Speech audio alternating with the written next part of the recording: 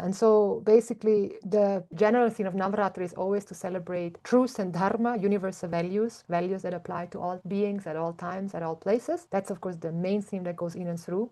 And then we've added sometimes a specific theme. And this year it's pleasure as prayer. And so naturally came because of the Golden Womb that we are going to begin in November, where we are taking people through a profound one-year journey and merging the Vedic and embodiment, sacred sexuality teachings, so that we can again live as an empowered, dignified, sanctified being and cherish this precious life instead of hate it and waste it. So all these tools and teachings, we present them over a whole year, longer this time. And we're also gaining a taste of that during Navaratri, during these 9 nights and 10 days. So as many people do not connect pleasure and prayer. You hear the word prayer, is there like closing and like fear? And so we have discovered that really prayer can also include that pleasure aspect. And so pleasure is a term that's pointing to so much, from the pleasure of having this conversation with you, to my breath, to a cup of tea that I enjoy, to hugging my child, to then the pleasure of meeting a human being and looking them into the eye deeply and starting to come closer, and a kiss and a touch. And then can all of this action also be an offering to the divine, to the universe?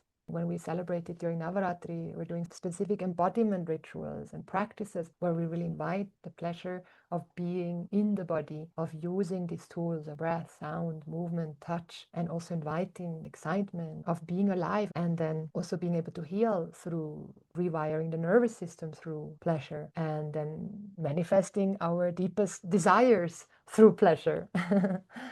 So there's an incredible world of pleasure for all of us right here, right now, even in a painful situation. When I hear it, I can almost feel like a bit of a surrender, like the trust. When I feel prayer in my body, there is surrender, but it's helping me to relax. And then when I hear pleasure, it's almost the same, the surrender. And it's kind of groundbreaking for someone to bring that out, for people to experience pleasure as prayer. It just feels very natural as those two components comes together and becomes very beautiful, because they're that separate from the beginning.